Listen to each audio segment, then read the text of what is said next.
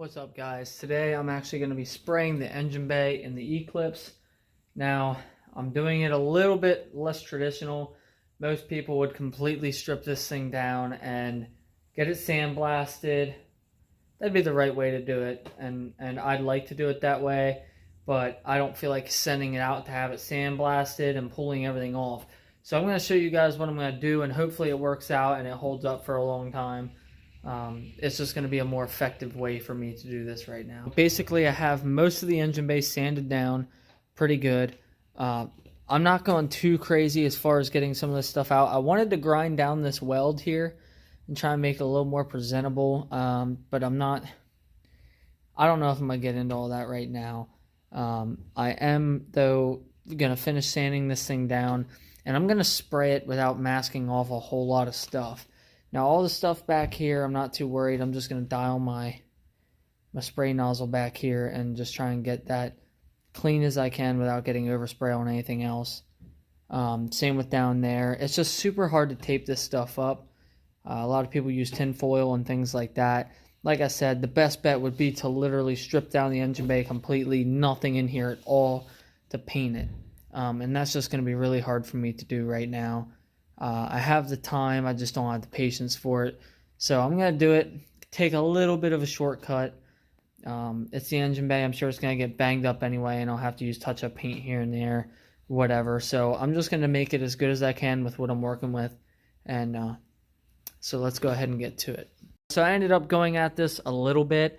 I didn't go too crazy, and then I just kind of sanded down the worst of it with some 80 grit. Try to smooth it out a little bit, and then I went ahead and put some rust converter on there. There wasn't really any rust there.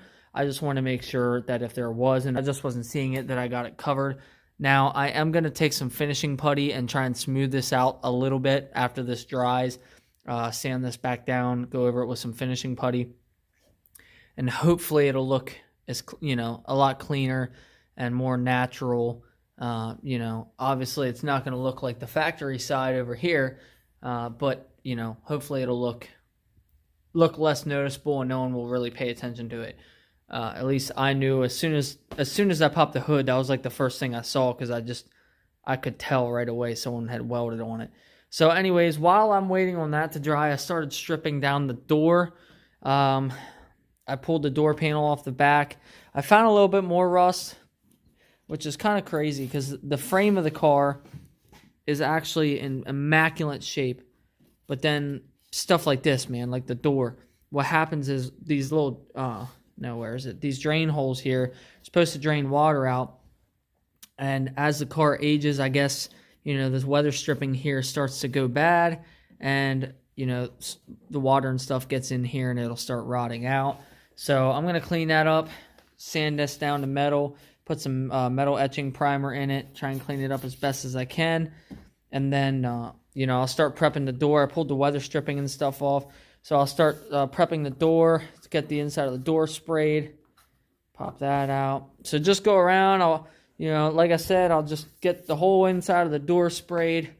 Anyways, I'm going to go ahead and, finish getting this prepped up a little bit. And, once that dries, then I'll come back over this with some putty. And then we'll get to painting the engine bay. Alright, so I went ahead, put a coat of primer on this. There's like a little dimple sticking out of there. That's about it.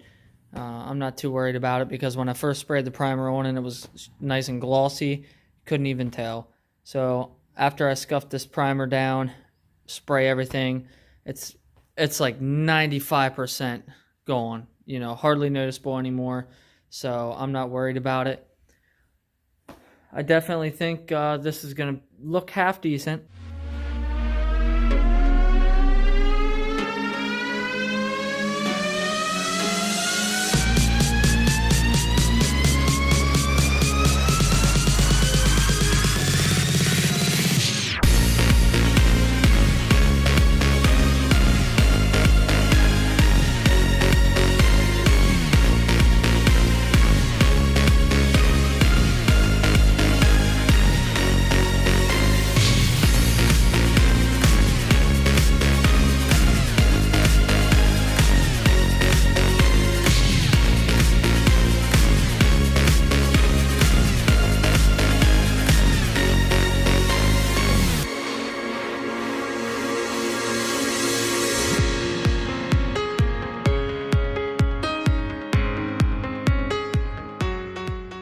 The first coat of base is done. I didn't get a whole lot of extra like overspray, so that's good.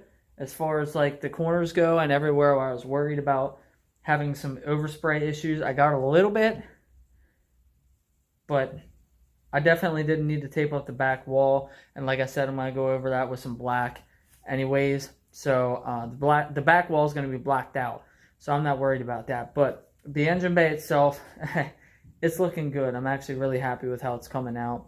We're just on the base right now, and then we'll get to the clear. So show you guys how it's looking so far. So this is after our first coat of base. As I said, there's a little overspray back there. And then of course I knew I was going to get some on the brake booster, but that's fine. This hydraulic line has some overspray, but that's going to get taken out of the car soon anyways. And a little bit on the subframe. I'm going to clean all that up before I put the clear coat on. I actually ran out of paint on my first coat right here, so I didn't get to do the rest of this front subframe. Not a big deal. I still got to put one more coat on, so I'll just mix up a little bit extra paint so I can go back over this. And then after the first coat, I realized that painting this first was sort of a bad idea. So I'm going to actually jump in. I'm going to paint and start from the back, do the insides, come out, and then do the subframe here. So I think that's the best bet as far as finishing up goes. And we'll do one more nice good coat of base coat. And then after we're done with that, we'll move on to doing a nice thick heavy coat of clear.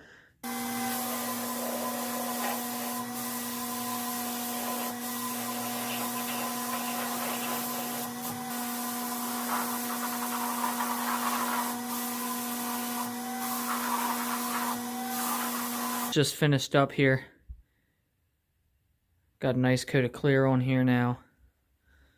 And I mean, it looks pretty good, but we painted it in the garage, so it does have a good bit of dirt in it, like down in here. I really don't care, you know, as long as it's the color of the car now. And I got enough clear up on the strut towers that there's not a whole lot of dirt in those. The fenders will actually cover up most of this. You know, there'll be an intake sitting here. So, you know, the back wall there and the strut towers are mostly what you're going to see. The engine's really going to take up, you know, it's going to cover up the walls. There's going to be an engine mount in there. So it matches the car now. You know, everything's been prepped right, so the paint should stick really good. So really I'm not worried about any little pieces of dirt or anything like that. So, you know, the worst part's done. And I can't get over how my camera picks up this color like it's like a baby blue, and it's not. It's like a mint aqua green sort of color. So it's really hard to show you guys this actually, the color, how it actually looks, because it looks so blue in my camera right now. That pretty much sums up this video. I appreciate you watching. So the engine bay is done now. I did end up getting some work done on that door, got all the rust taken care of there. And so all I gotta do is get some seam sealer, run a new bead of seam sealer along the line there, and that's pretty much it. You know, we're right now we're just on the stretch of doing body work, you know, and painting the car. So the hood's done, the engine bay's done, which for me was the hard part. You know, trying to get all this cleaned up, get it all masked off, you know, get it clean, and get it all sanded down and taken care of. So I'm super excited that that's done now. Now we're just working on the exterior panels, the door jambs, that sort of thing. But with the doors off, with these quarter panels, you know, the door jamb here actually goes down, you know, so with the door off, I can do all this. So I'm not worried about it one bit. I can actually do all that right there in one shot, which is awesome. So I'm sure there'll be some videos of that coming up soon. And I appreciate you guys watching, and I'll catch you in the next one.